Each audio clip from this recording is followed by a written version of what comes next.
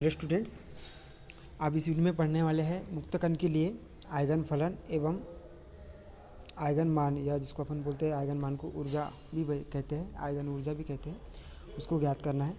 तो हमको पता है कि मुक्त कण के लिए जिसका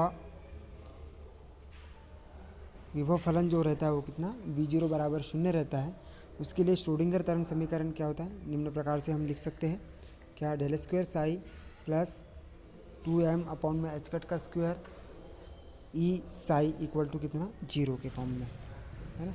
जहाँ पर ई माइनस 0 आता है, ये कंडीशन जो यहाँ लिखी हुई है हमने, ये कितनी आती है ई माइनस 0 के फॉर्म में आएगी, क्योंकि v0 ई माइनस v0 की जगह अपने को क्या रखना है, v0 की जगह 0 रखना है, तो वो ई माइनस कितना आ जाएगा 0, जिसको अपन ई लिख सकते हैं, है ना। तो ये क्या गया, श्रोडिंगर तरंग समीकरण आ गया। अब इसको जब हम कार्तीय निर्देशांकों के पदों में लिखते हैं तो इस डेल स्क्वायर साई को हम इस प्रकार से लिखेंगे, उसके स्थिति के फलनों के रूप में डेल स्क्वायर साई अपॉन में डेल एक्स का स्क्वायर एक्स के रूप में था, plus del square psi upon में डेल वाई का स्क्वायर वाई के फॉर्म में, और डेल स्क्वायर वाई अपॉन में कितना डेल जेड का स्क्वायर, है ना। क्योंकि डेल ऑपरेटर जो होता है वो ऑपरेटर किस प्रकार से होता है, डेल इक्वल टू होता है डेल अपॉन में del x plus del upon में डेल वाई प्लस कितना डेल अपॉन में डेल जेड, है ना।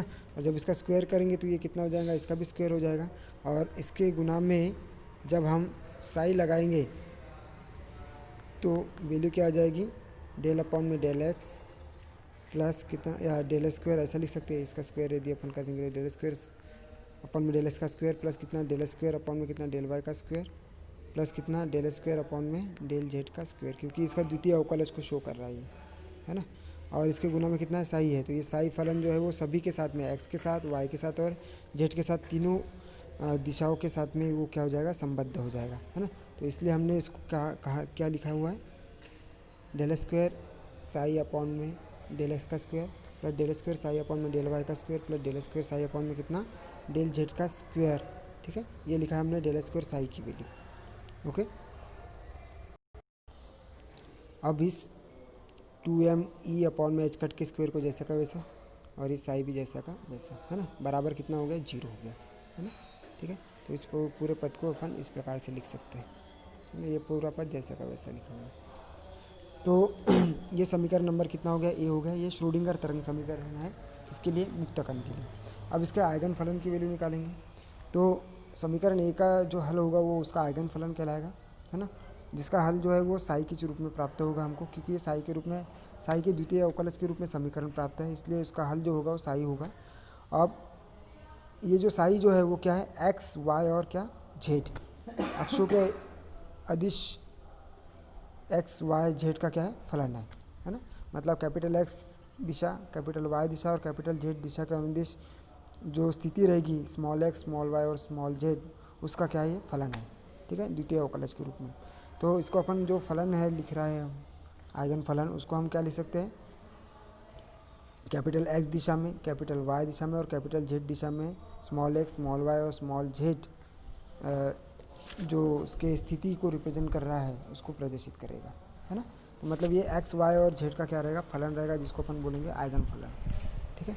अब हमको क्या करना है, समीकरण ये जो एक दिया हुआ है, सॉरी समीकरण नंबर क्या ए जो दिया हुआ है, उस समीकरण ए में साई की वैल्यू क्या रखेंगे, ये वाली वैल्यू रखेंगे, कौन सी, ये जो ब्रैकेट में दी है रेड से मैं लिखवा रहा हूँ, साई कितना एक्स वाई जेड की वैल्यू रखेंगे x x into y Y into कितना जेड जेड के फॉर्म में, है ना।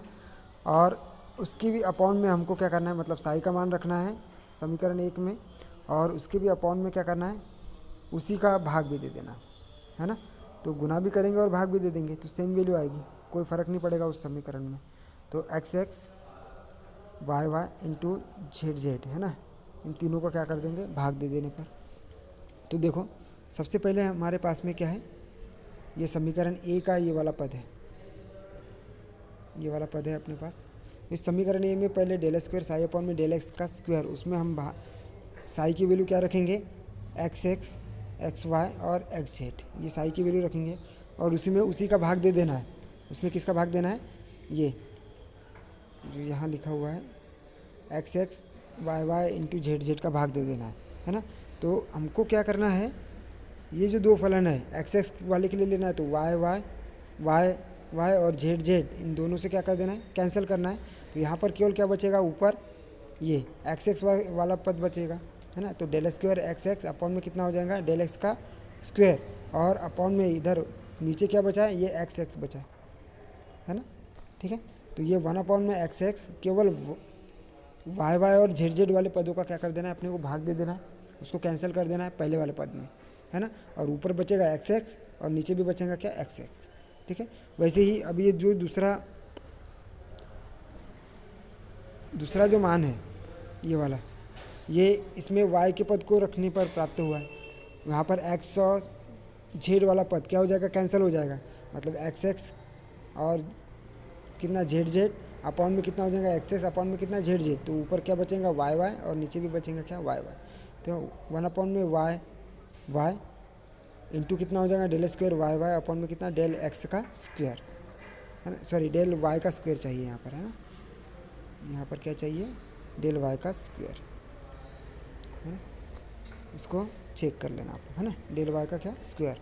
वैसे ही जेड फलन में भी वैसे ही आ जाएगा, 1 में जेड एक्स, है ना, जेड इंटू कितना हो जाएगा, del square Z Z upon में कितना, डेल जेड का square, plus 2m E upon में एच कट का स्क्वायर और साई, है ना, इक्वल टू कितना, 0, ठीक है।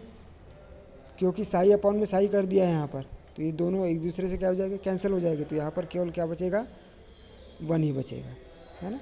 क्योंकि इस पद में भी क्या किया, साई का मान रख दिया और साई का क्या कर दिया, भाग दे दिया, तो क्या हो जाएगा, ये कैंसिल हो जाएगा, ठीक है। तो कैंसिल हो जाएगा तो ये क्या क्या वैल्यू आ जाएगी, 1 वैल्यू आ जाएगी, है ना। तो यहाँ पर क्या वैल्यू आ जाएगी, ये 1 वैल्यू निकल ली है हमने यहाँ पर, है ना। तो ये पूरी वैल्यू यहाँ से यहाँ तक क्या आ गई, ठीक है। अब यहाँ से क्या करेंगे, ये जो एक्स एक्स वाला जो पद है ना, उसको जैसे का वैसे रखेंगे, और ये जितना भी पूरा यहाँ से यहाँ तक के जो पद है ना, उसको इस 0 के मतलब ये बराबर के इधर लेकर जाएंगे, है ना।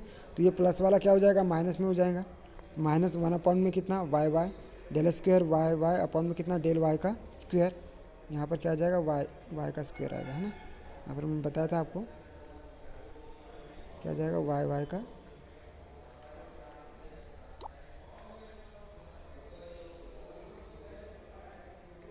कितना आ जाएगा, वाई का डेल वाई का क्या आ जाएगा, स्क्वायर आ जाएगा, है ना, ठीक है। तो यहाँ पर क्या हो जाएगा, del square Y Y upon में कितना, डेल वाई का स्क्वायर, है ना, माइनस कितना हो जाएगा, 1 अपॉन में कितना, ये भी ये जो पद है उसको भी अपन क्या करेंगे, माइनस में लेकर जाएंगे। तो ये कितना हो जाएगा, -1 अपॉन में Z Z del square Z upon में कितना, डेल जेड का स्क्वायर, और ये जो है इसको भी अपन माइनस में लेकर जाएंगे तो कितना हो जाएगा, -2m ई अपॉन में कितना, एच कट का स्क्वायर, ठीक है। तो यहाँ से ये वैल्यू निकल कर आ गई अपनी कितनी, यहाँ से यहाँ तक की, ठीक है। अब इसको ये जो पूरा पद है अपना यहाँ से यहाँ तक के, है ना, इस समीकरण की ये जो बाई ओर की जो राशि है वो कौन सा किसका फलन है, ये बाई ओर की राशि एक्स का फलन है ना। ये वाली जो राशि है एक्स का फलन है, और ये वाली जो राशि है वो क्या, वाई और जेड और ई का फलन है ना। किसका फलन है, वाई जेड और ई का फलन है। अतः दाई ओर की राशि को क्या मान लेते हैं अपन, नियतांक मान लेते हैं। तो दाई ओर की राशि कौन सी है, ये कौन सी है, -1 अपॉन में वाई वाई, ये वाली वैल्यू यहाँ से यहाँ तक के, ये दाई ओर की राशि जो है उसको अपन क्या मान लेंगे, नियतांक मान लेंगे, ठीक है। तो क्या हो जाएगा, इसको नियतांक मान लेते हैं अपन कितना, k1 मान लेते हैं। तो इसको अपन ने क्या माना है, ये k1 नियतांक मान लिया है। तो 1 अपॉन में x x del square psi upon में ये वाली वैल्यू यहाँ लिखी हुई है, del square x x upon में कितना, डेल एक्स का स्क्वायर, बराबर इस दाई ओर की राशि को अपन ने क्या मान लिया, नियतांक मान लिया k1, है ना। तो ये k1 की वैल्यू कितनी हो जाएंगी, जहाँ k1 की वैल्यू है कितनी, ये -1 अपॉन में वाई वाई, है ना, डेल स्क्वायर वाई अपॉन में कितना, डेल वाई का स्क्वायर, -1 अपॉन में जेड जेड, 1 अपॉन में कितना, 1 अपॉन में जेड कितना हो जाएगा, del square Z Z upon में डेल जेड का स्क्वायर, माइनस 1 में कितना 2m/h का स्क्वायर इंटू ई बराबर कितना k1, ये लिखा हुआ है हमने, है ना। अब यहाँ से ये माइनस जो है उसको कहाँ पर लेकर जाओगे, उसको k1 की जगह लेकर जाओगे, बराबर की इधर लेकर गए तो ये माइनस किस में हो जाएगा, प्लस में हो जाएगा। तो 1 में वाई वाई अपॉन में कितना 1 में Y Y into del square Y Y upon में डेल वाई का स्क्वायर इक्वल टू कितना हो जाएगा, ये के को लेकर आ जाओ इधर, तो ये के प्लस में था तो इधर लेकर आ जाएंगे तो क्या हो जाएगा, माइनस में हो जाएगा। तो कितना माइनस k1 और माइनस ये वाला पूरा पद जैसा का वैसा यहाँ से यहाँ तक कि -1 में Z Z del square Z Z upon में डेल जेड का स्क्वायर -2m ई अपॉन में कितना h कट का स्क्वायर। ठीक है, अब यहाँ से देख रहे हैं अपन, यहाँ से देख रहे हैं ये समीकरण की जो बाई ओर की जो राशि है वो किसका y का गुणांक है, और दाई ओर की राशि जो है वो क्या z और e का गुणांक है ना।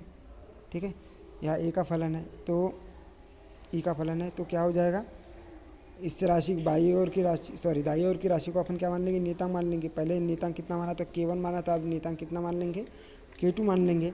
तो ये क्या हो जाएगा, डेल ये 1 में Y Y del square Y Y upon में डेल वाई का स्क्वायर इक्वल टू ये पूरी वैल्यू को अपन ने क्या माना है, k2 एक नियतांक मान लिया है। ठीक है, तो यहाँ से k2 की वैल्यू कितनी है, -k1, ऊपर वाली वैल्यू पूरी लिखेंगे अपन, -k1 -1 में Z Z del square Z upon में कितना डेल जेड का स्क्वायर -2m ई अपॉन में कितना h कट का स्क्वायर। ठीक है, यहाँ से ये जो माइनस वाला जो पद है कौन सा, -1 में जेड जेड वो इधर आकर क्या हो जाएगा, प्लस में हो जाएगा, और k2 इधर जाकर क्या हो जाएगा, माइनस में हो जाएगा, है ना। तो ये k2 यहाँ पर आकर माइनस में हो गया, और ये जो माइनस वाला पद था वो इधर जाकर क्या हो जाएगा, प्लस में हो गया। तो 1 में Z Z del square Z Z upon में जेड डेल जेड का स्क्वायर इक्वल टू कितना है, -k1 माइनस कितना k2, क्योंकि ये प्लस जो है वो इधर आकर माइनस में हो जाएगा। ठीक है, माइनस कितना 2m ई अपॉन में कितना h कट का स्क्वायर। ठीक है, अब उपरोक्त समीकरण में बाई ओर की राशि क्या है, जेड का फलन है, अतः दाई ओर की राशि को क्या मान लेंगे अपन, नियतांक मान लेंगे। तो 1 में Z Z del square Z Z upon में डेल जेड का स्क्वायर, इसको पूरे जैसे का वैसा इक्वल टू ये पूरी राशि को क्या मान लिया, एक k3 नियतांक मान लिया, है ना। तो k3 की वैल्यू कितनी आ जाएगी, -k1 माइनस कितना k2 माइनस कितना 2m ई अपॉन में कितना h कट का स्क्वायर। ठीक है, अब इसके माइनस को इधर लेकर जाएंगे तो क्या हो जाएगा, ये प्लस में हो जाएगा। ठीक है, या तो फिर हाँ, इसको माइनस को इधर लेकर गए तो क्या हो जाएगा, प्लस में हो जाएगा, और ये -k1 -k2 और इधर क्या हो जाएगा, -k3, माइनस यहाँ से कॉमन निकालेंगे तो ये सब पूरा प्लस में आ जाएगा, ये माइनस और इधर का क्या करेंगे, माइनस, ये प्लस में था तो इसको क्या कर देंगे, माइनस में आ जाएगा, है ना।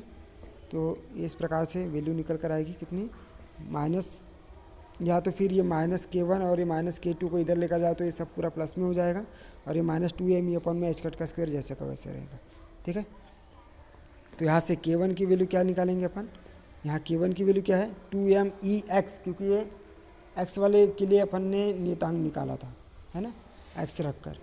ठीक है, मतलब ये जो यदि y x का फलन था, है ना, फाई यदि x का फलन था तो उसके लिए k1 की वैल्यू रखी थी अपन ने नियतांक। ठीक है, तो k1 की वैल्यू कितनी आ जाएगी, k1 की वैल्यू आ जाएगी -2m ई एक्स अपॉन में कितना h कट का स्क्वायर। वैसे ही k2 की वैल्यू y के लिए थी, y का फलन था, इसके लिए 2m ई वाई अपॉन में h कट का स्क्वायर। वैसे ही k3 की वैल्यू कितनी आ जाएगी, 2m ई जेड अपॉन में कितना h कट का स्क्वायर। ये समीकरण नंबर कितना आ गया, b आ गया, है ना। अब समीकरण क्या, k1 k2 और k3 की वैल्यू, है ना, अपने को कहाँ रखना है, समीकरण 2 3 और 4 में रखना है ना। तो किस में रखेंगे, ये समीकरण 2,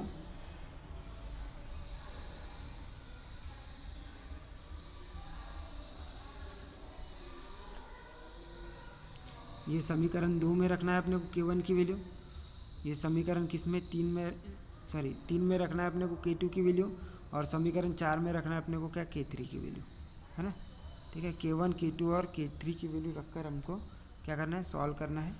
ठीक है, तो वैल्यू क्या आ जाएगी, फिर नीचे रख रहे हैं अपन, देखो पहले समीकरण 1 किस में रख रहे हैं, 2 में रख रहे हैं k1 की वैल्यू, तो क्या वैल्यू आ जाएगी, ये k1 की वैल्यू लिख दी कितनी -2m अपॉन में कितना h कट का स्क्वायर, ये 1 अपॉन में x del square x upon में डेल x का स्क्वायर था, है ना।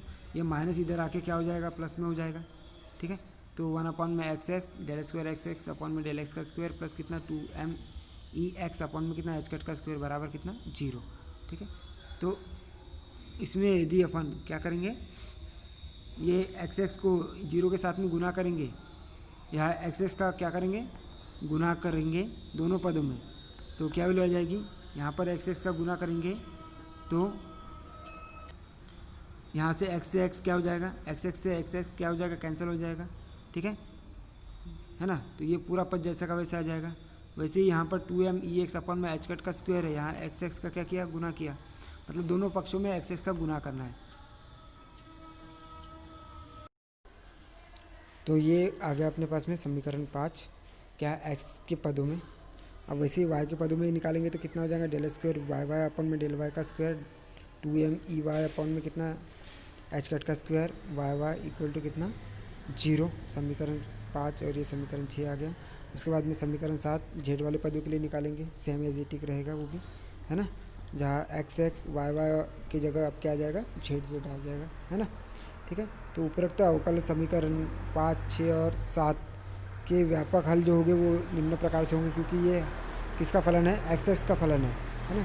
तो उसके हल भी जो भी होंगे वो क्या x के फलन में होंगे। और ये प्रसामान्यीकरण फलन से किस प्रकार से हो जाएगा, x इक्वल टू कितना nx साइन कितना अंडर ऑफ कितना 2m अपॉन में कितना h कट का स्क्वायर x माइनस कितना x0, ठीक है। जहाँ पर x माइनस x0 मतलब क्या है, ये e माइनस v0 के कंडीशन को शो कर रहा है ना, ठीक है। तो जो दोनों में अंतर को प्रदर्शित कर रहा है ना।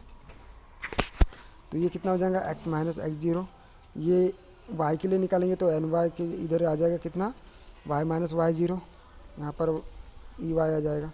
वैसे ही z के लिए निकालेंगे तो nz साइन अंडर ऑफ कितना 2m अपॉन में h कट का स्क्वायर z माइनस कितना z0, है ना। तो ये x y z अक्षों के अनुदिश उसके क्या आ गए, तरंग फलन की वैल्यू आ गई, ठीक है।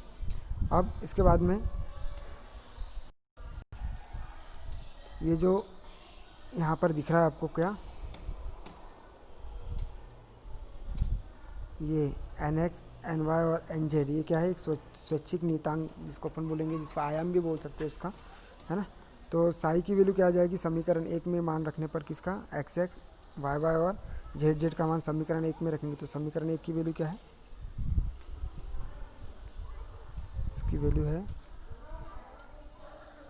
ये लिखी है अपन ने, है ना, साई की वैल्यू, ये वाली वैल्यू। यहाँ पर x की वैल्यू रखना है, y की वैल्यू रखना है और z की वैल्यू रखना है, मतलब गुना में रखना है तीनों को, है ना। तो साई की वैल्यू क्या आ जाएगी, फिर साई की वैल्यू क्या आ जाएगी, ये पहले x की वैल्यू रखेंगे, है ना, कितनी रख रहे हैं x की वैल्यू, nx ये वाली रख रहे हैं, nx ny और nz इन तीनों का गुना ही करना है अपने को। तो तीनों का गुना अपन ने क्या कर दिया, n के रूप में कर दिया, ये इसको प्रसामान्यीकरण नियतांक बोलेंगे, है ना। और इसके गुना में मतलब इसका भी गुना हो जाएगा, इसका भी गुना हो जाएगा और इसका भी गुना हो जाएगा, क्योंकि x की वैल्यू जो है ना, x की वैल्यू क्या आई है, ये x y और z के गुना के फॉर्म में आई है। तो तीनों का गुना होगा तो इन तीनों के गुना के लिए अपन क्या ले लेंगे, इन तीनों के गुना के लिए n ले लेंगे। तो यहाँ पर n ले लिया अपन ने, और ये पूरा sign under of 2m upon में h कट का स्क्वायर x माइनस x0, फिर कितना इंटू साइन अंडर ऑफ कितना 2m अपॉन में h कट का स्क्वायर, h कट का स्क्वायर था तो वो बाहर निकल के h कट हो गया, है ना, ठीक है। और y माइनस कितना y0, और ये यहाँ पर क्या तीसरे के लिए साइन के लिए क्या कर देंगे, 2 अंडर ऑफ 2m अपॉन में कितना h कट कितना हो जाएगा z माइनस कितना z0, है ना। तो ये जो पूरा फलन निकल कर आएगा, ये प्रसामान्यीकरण समीकरण को प्रदर्शित करेगा या प्रसामान्यीकृत फलन को प्रदर्शित करेगा, है ना। क्योंकि यहाँ पर ये जो नियतांक निकल कर आ रहा है वो क्या प्रसामान्यीकरण नियतांक निकल कर आ रहा है ना। तो ये क्या हो गया, तरंग फलन को प्रदर्शित किया है, किसके लिए, मुक्त कण के लिए। अब बात करते हैं आयगन ऊर्जा की। तो मुक्त कण की आयगन ऊर्जा क्या होती है, उनकी कुल ऊर्जा मतलब एक डायरेक्शन में ऊर्जा, वाई डायरेक्शन में ऊर्जा और जेड डायरेक्शन में ऊर्जा को प्रदर्शित कर रहे हैं। तो यहाँ से समीकरण किससे, बी से वैल्यू निकालेंगे। तो समीकरण बी क्या है अपने पास में,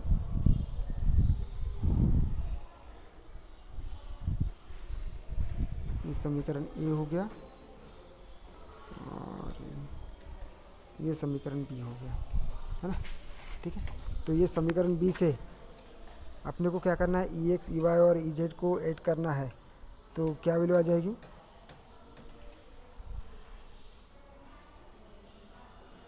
ये कितना, under minus H cut upon में कितना 2m का स्क्वायर। इसको अपन क्या निकाल लेंगे, कॉमन निकाल लेंगे, है ना। और ये पूरा माइनस के फॉर्म में कॉमन निकाला है तो बचेगा क्या, k1 प्लस k2 प्लस कितना k3 बचेगा, है ना, ई के रूप में। तो यहाँ से ये वैल्यू निकल कर आएगी समीकरण बी वाली, है ना। ठीक है, ये वाला, ठीक है, क्योंकि k1 k2 और k3 का क्या करेंगे अपन, योग करेंगे, है ना। तो ये ई एक्स ई वाई और ई जेड का भी योग हो जाएगा और माइनस कितना आ जाएगा, under root of minus 2m upon में कितना एच कट का स्क्वायर। ठीक है, ये कितना हो जाएगा, एच स्क्वायर अपन में कितना हो जाएगा 2m, जो कि कॉमन निकल कर आएगा और वो माइनस के फॉर्म में निकल कर आएगा। तो माइनस कितना होगा, एच स्क्वायर अपन में 2m कितना, k1 k2 और k3, और ये ई एक्स ई वाई और ई जेड इन तीनों का जो योग होगा वो ई के बराबर होगा। तो हमने इधर नीचे लिखा हुआ है, क्या लिखा हुआ है नीचे, कि ई की जो वैल्यू आ रही है वो कितनी आ रही है, माइनस एच कट का स्क्वायर, माइनस कितना एच कट का स्क्वायर अपॉन में 2m k1 plus k2 plus कितना k3 के रूप में। ये क्या है, ऊर्जा को शो कर रहा है, जिसको अपन आइगन मान बोलते हैं उसका, है ना, या आइगन ऊर्जा बोलते हैं। तो ई एक्स ई वाई और ई जेड क्या है, धनात्मक है। तो मुक्त कण के लिए ऊर्जा स्तर कैसे होते हैं, अविरत होते हैं, है ना। ठीक है, तो ये अपन ने लिख दिया है।